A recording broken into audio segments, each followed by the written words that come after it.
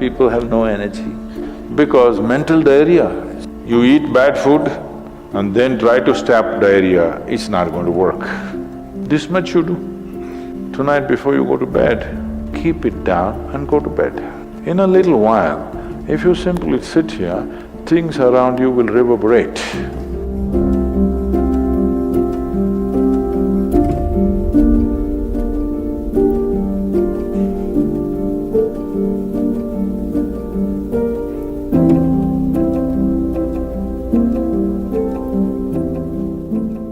Is it possible to do it without using specific mudras, whatever?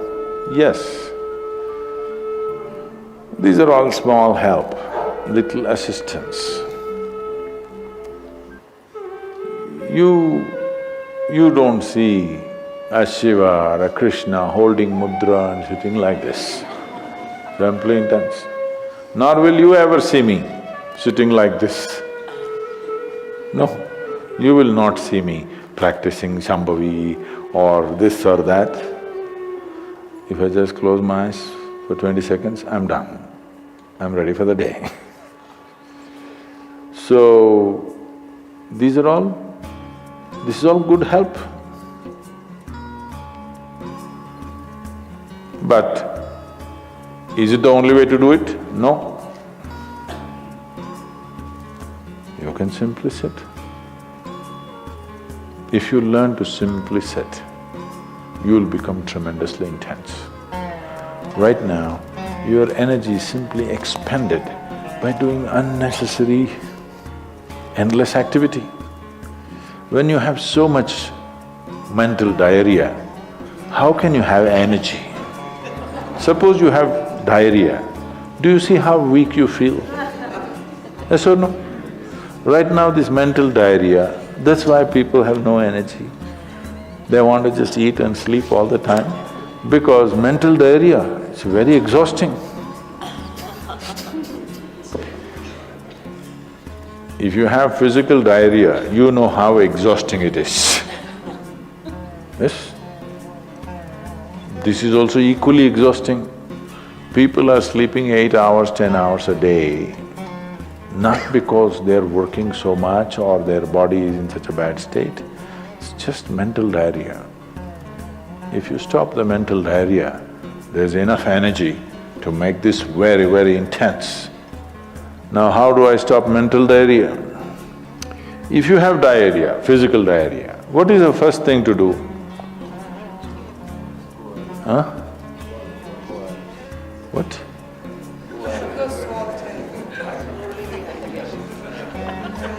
Yes, run to the toilet, I know that.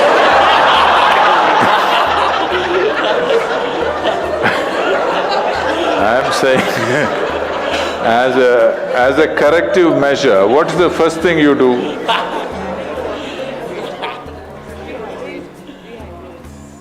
No, as a corrective measure, what is the first thing you do? First thing is stop eating, right? Yes or no?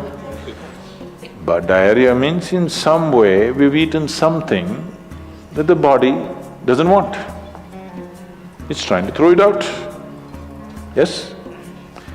You've taken something inside which the body doesn't like, it wants to throw it out. First thing is, stay away from food for some time. You eat bad food and then try to stop diarrhea, it's not going to work. So similarly, bad food for the mind is just this. You have gotten identified with things that you are not. The moment you get identified with things that you are not, mental diarrhea is inevitable. It's bad food for the mind. Now it will run endlessly, do what you want. You do any damn meditation, you say Shiva, Rama, it's not going to stop. It's not stopped, isn't it? Because bad food is being eaten every day, you're getting identified with more and more things and you want to stop your mind, you do whatever kind of circus, it is not going to stop. If you disidentify with everything, if you understand what is you and what is not you, If you keep a little distance from that, mind will become still. If you want, you can use it, otherwise you can keep it. Now my hand is there, if I want I can move it, otherwise I can keep it. This is a useful hand. Suppose it starts jumping like this. You clearly know there is some kind of an ailment, isn't it? Yes or no? So if hand is jumping, you know it's an ailment. If mind is jumping, is it an ailment or no? The ailment has come because continuous wrong diet. You tell your mind that I am this, I am this, I am that, I am that. It's having diarrhea.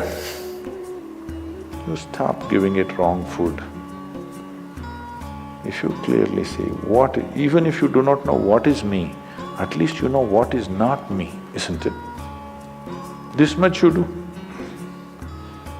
Tonight before you go to bed, sit on your bed and sit down and discount everything that is not you.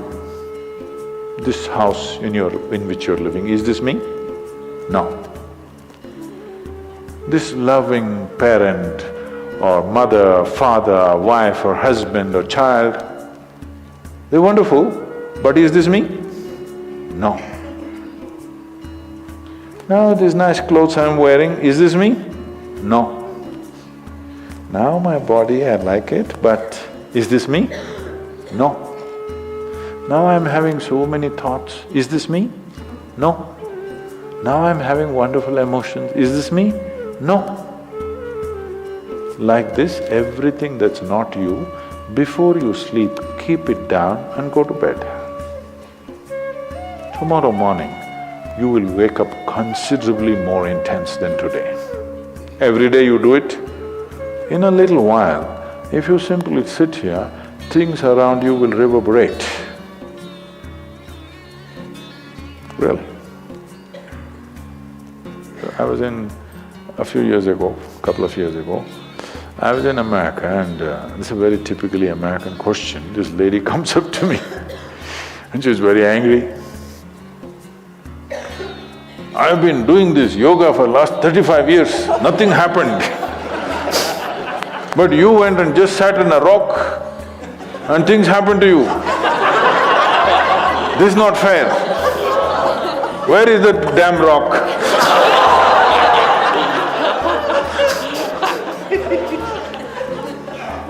She thinks it's the rock which did it.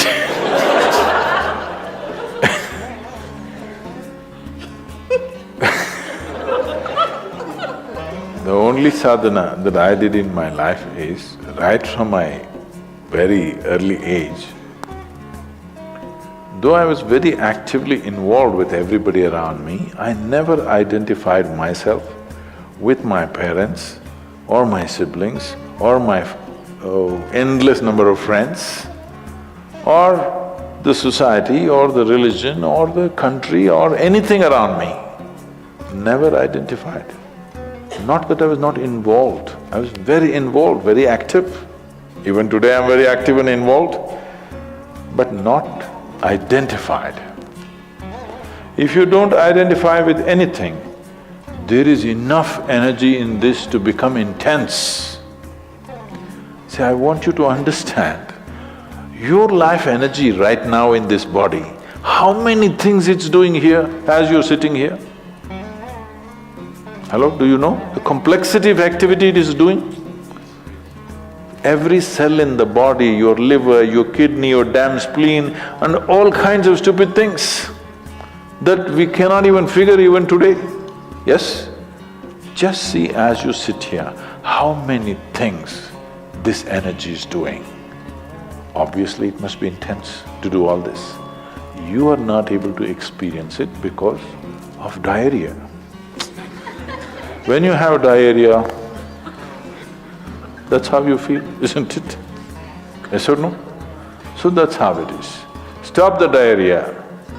Stop eating bad food, diarrhea will stop. Once diarrhea stops, there's enough energy in this to sit here and reverberate in a very intense way.